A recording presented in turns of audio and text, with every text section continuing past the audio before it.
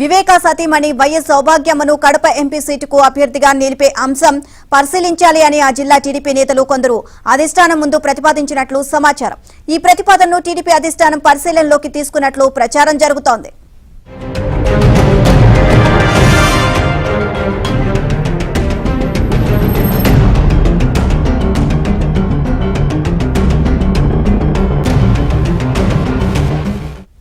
సరిగ్గా 5 ఏళ్ల కిందట అసెంబ్లీ ఎన్నికల ముందు వివేక పులివెందుల్లోని తన ఇంట్లోనే హత్యకు గురయ్యారు. తన తండ్రిని కిరాతకంగా హత్య చేసిన వారిని శిక్షించి న్యాయం చేయాలని కోరుతూ ఆయన కుమార్తె డాక్టర్ సునీత అప్పటి నుంచి పోరాడుతున్నారు. దర్యాప్తును సిబిఐకి అప్పగించాలని కోర్టులో పిటిషన్ వేసిన జగన్ తర్వాత దాన్ని ఉపసంహరించుకోవడం, కోర్టు ఆదేశంతో దర్యాప్తు చేపట్టిన సిబిఐ వేగంగా అడుగులు ముందుకు వేయలేకపోవడం చర్చనీయాంశమయ్యాయి.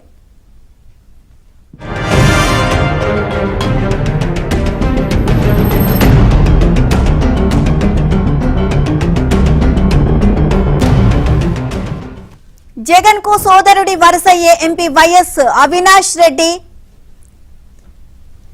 ఈ కేసులో ప్రధాన నిందితుడిగా ఆరోపణలు ఎదుర్కొంటున్నారు.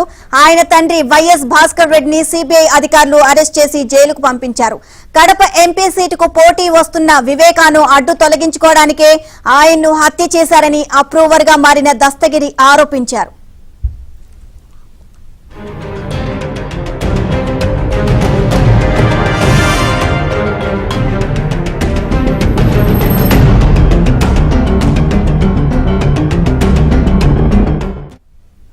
ఈ కేసు ఎటూ తేలకుండా జీడిపాకంలా సాగుతుండటంతో వివేక కుమార్తె సునీత ఇటీవల నోరు విప్పారు.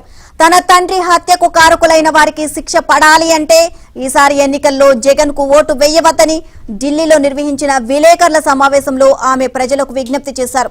తద్వారా తన తండ్రి హంతకులకు జగన్ నుంచి రక్షణ లభిస్తోంది అని తేటతెల్లం చేశారు. ఈ నేపథ్యంలో వివేక సతీమణి సౌభాగ్యమ్మను అవినాష్ రెడ్డిపై పోటీకి నిలిపితే మంచి ఫలితం ఉంటుందని ఆ జిల్లా టీడీపీ నేతలు ఇటీవల చంద్రబాబు వద్ద ప్రతిపాదించారు.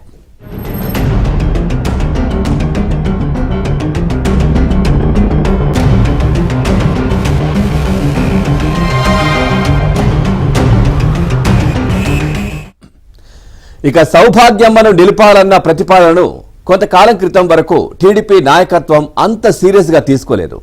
ఆ కుటుంబాల మధ్య వివాదంలో తాము జోక్యం చేసుకోరాదని అనుకుంది. కానీ వివేక హంతకులకు ప్రజా కోర్టులో అయినా శిక్ష పడాలని సునీత బహిరంగంగా విజ్ఞప్తి చేసిన తర్వాత వాతావరణం మారినట్లు కనిపిస్తోంది. ఈ ప్రతిపాదనపై సునీత కుటుంబం స్పందన ఏంటో తెలియరాలేదు.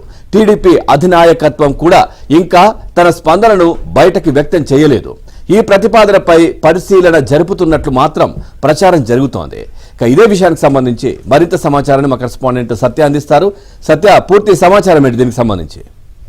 పవన్ గత సార్వత్రిక ఎన్నికలకు ముందు ఏదైతే వైఎస్ వివేక హత్య కేసును తమకు అనుకూలంగా మలుచుకున్నారు, కడప రాయలసీమ ప్రాంతాల్లో వివేకానంద రెడ్డికున్న పేరును ఓట్లుగా మలుచుకోవడంలో సక్సెస్ అయ్యారని చెప్పాలి. అయితే ఈసారి మాత్రం అదే అంశం మరలా రాజకీయ అంశంగా తెర మీదకు వస్తోంది.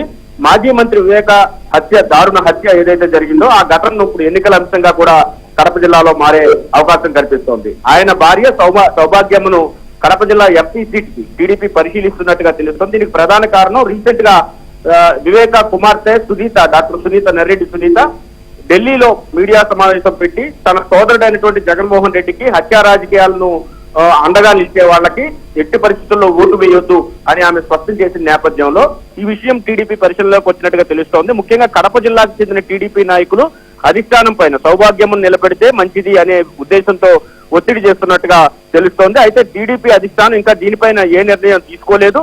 ఇదే సమయంలో అటు సౌభాగ్యమ్మ, అదేవిధంగా సునీత కుటుంబ సభ్యులను కూడా ఇంకా సంప్రదించలేదని తెలుస్తోంది.